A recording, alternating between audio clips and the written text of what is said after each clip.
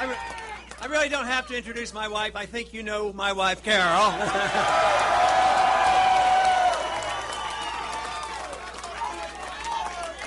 And we have a few other members of the family here. We have a daughter-in-law, Peggy, and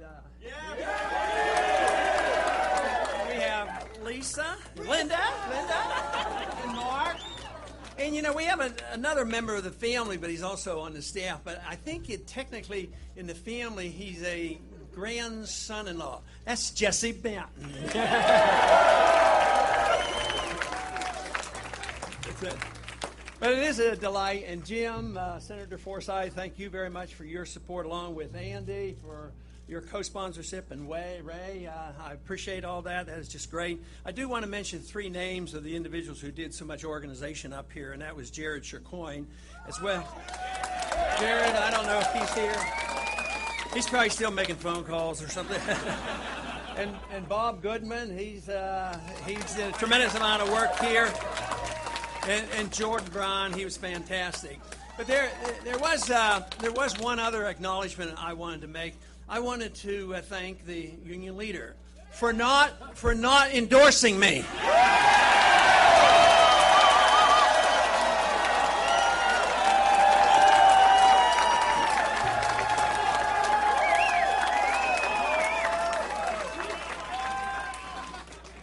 Now, I called Governor Romney a short while ago before he gave his talk and congratulate him because he certainly had a clear-cut victory, but we're nibbling at his heels.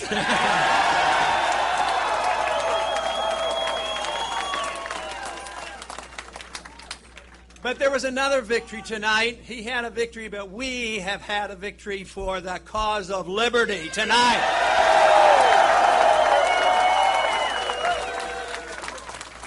There is no doubt that this whole effort that we are involved in will not go unnoticed. Let me tell you.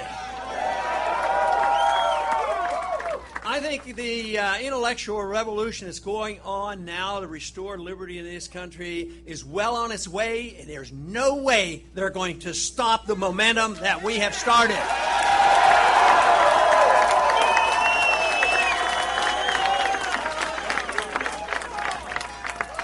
And that is the victory that you have brought about, because you have been the ones that have done the works. There's a lot of people here, but the ones across the countries, the donors, and the excitement on the campuses, it's just unbelievable. We don't always get the coverage or the interest shown on what is going on, because if they did, they wouldn't be ignoring so much of what we're doing.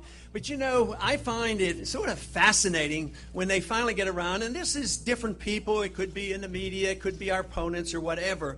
But I sort of have to chuckle when they describe you and me as being dangerous.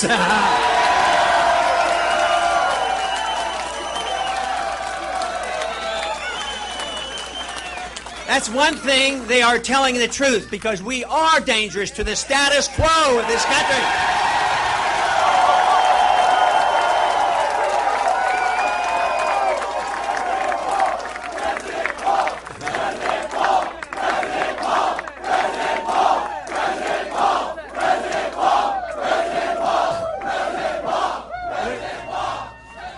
We will remain a danger to the Federal Reserve System as well. Yes. And the Fed, right, and the Fed. Yeah.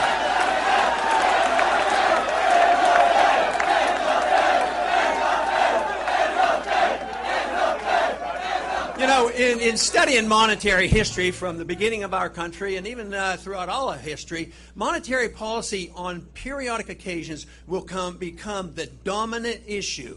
And we have emphasized that, and it has become an important issue. Just think, this is the first presidential campaign that the subject ever came up since the Federal Reserve was started. So we are now... Because of what is happening, it will remain a dominant issue. There's no way they're going to put it to bed, because they have destroyed our money. It's worldwide. There's a financial crisis going on, and it's only sound money and personal liberty that can solve the crisis that we have today.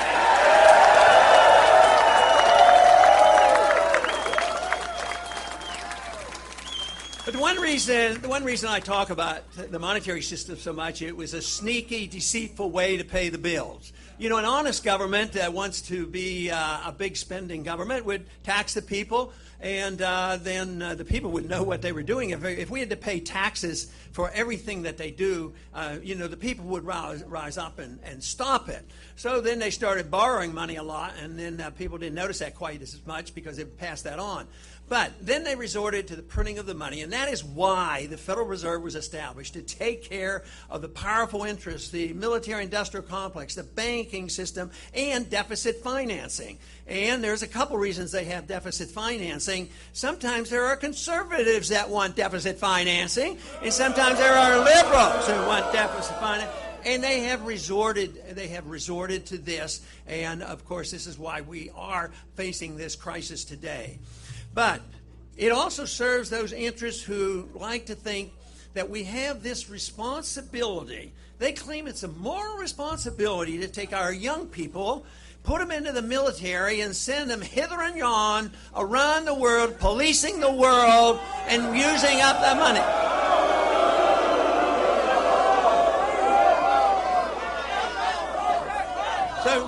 So just as we have been able to bring to the forefront that most important issue of funny money, fiat money, the paper money system, the Federal Reserve, we have brought to the forefront. Others have tokenly talked about it. They get in office and they do nothing about it.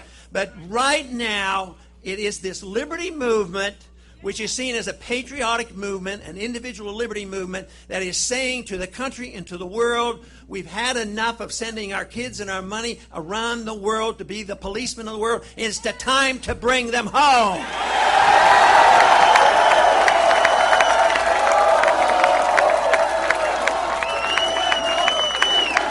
Bring them home.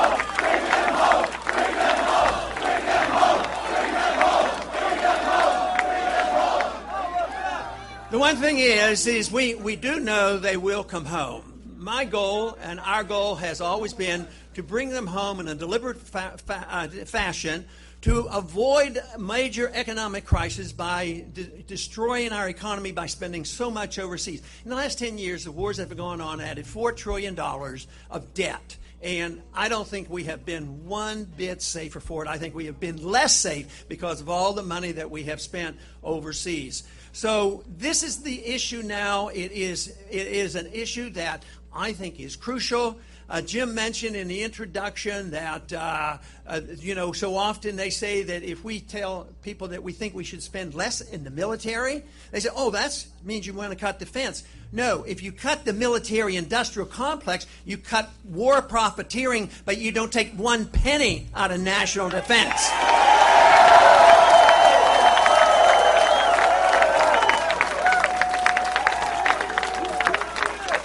And besides, we're flat out broke.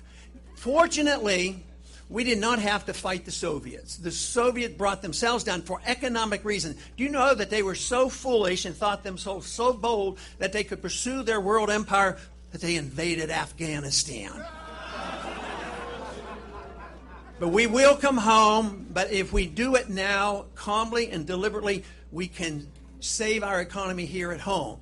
Because there are a lot of people who are suffering here at home. You have to stop the inflation because that's what destroys the middle class, and that's what transfers the wealth from the poor and the middle class to the wealthy. And that is why the wealthy got their bailouts and the middle class shrunk and they lost their jobs and they lost their houses.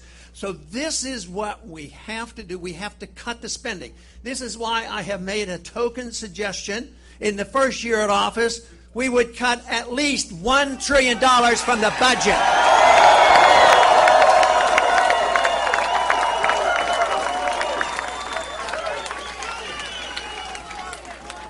Now, the one thing that the talk you hear in Washington is pure talk because there is nobody suggesting, the other candidates are not talking about real cuts. They're talking about cutting proposed increases out in 10 years. They say, well, we'll cut $1 trillion. Yeah, $1 trillion over a 10-year period, which is $100 billion every year.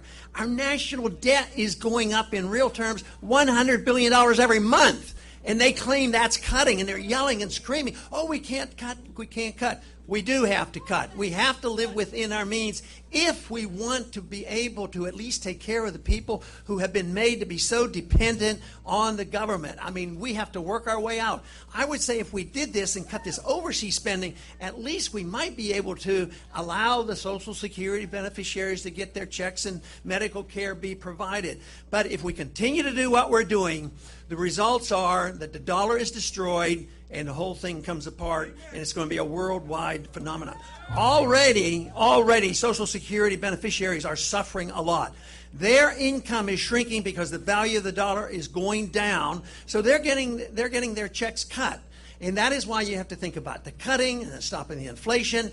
But overall, you have to ask, once again, as our founders did, what should the role of government be in a free society? The role should be very simple: the protection of liberty.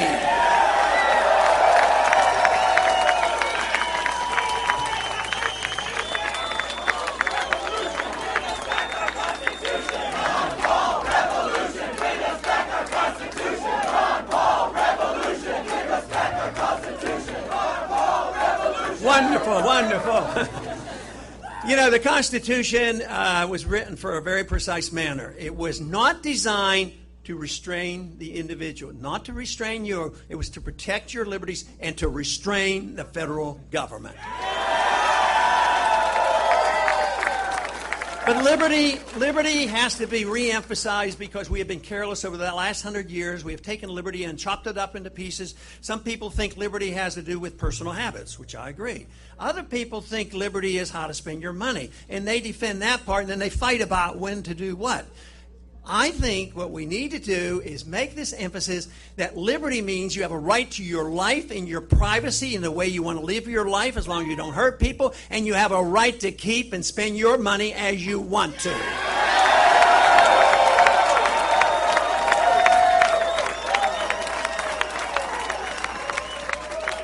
But freedom is a wonderful idea, and that's why I get so excited. But I really get excited when I see young people saying, it is a wonderful idea.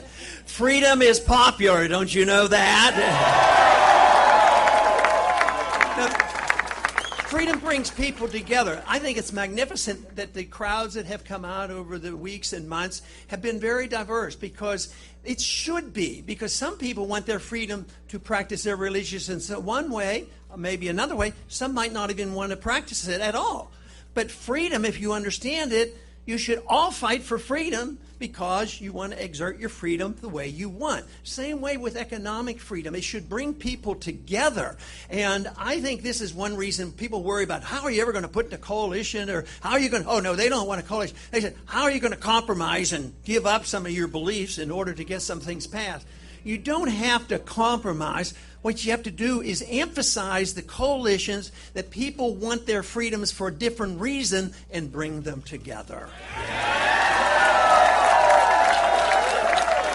It's been, America has been the greatest country ever, the most prosperous country ever, the largest middle class ever. It's not that way today. Our middle class is shrinking. The country is getting poorer. The wealth as apparent is based on debt. The few who really hold the wealth, it's maldistribution because it shifts over due to the regulations that control the government. We have had too many people too long in the last 100 years thinking that it was beneficial more to have high-paid lobbyists to get and to find out what they can get from the government, rather than us petitioning our government in a proper manner, petitioning our government and demanding our freedoms back again.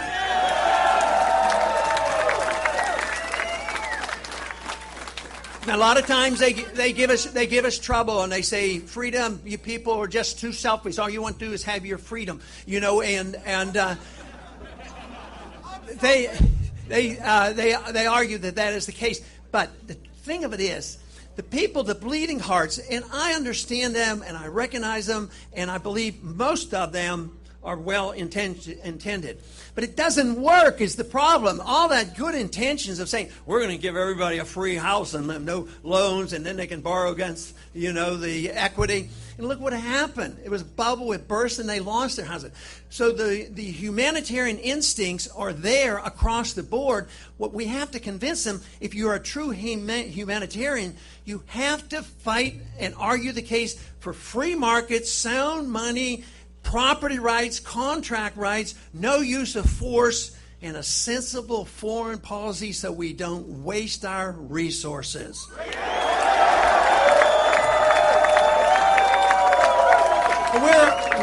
We're well on our way. We're well on our way. People have asked me, what did I expect 5-10 years ago? I had no idea.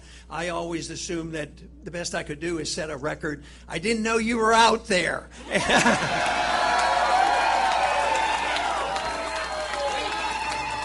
But it's no longer that irate, tireless minority that is stirring up the troops. Now that irate minority, and so tireless as you have been, it's growing by leaps and bounds. It's going to continue to grow by leaps and bounds, and we will restore freedom to this country. Thank you very much.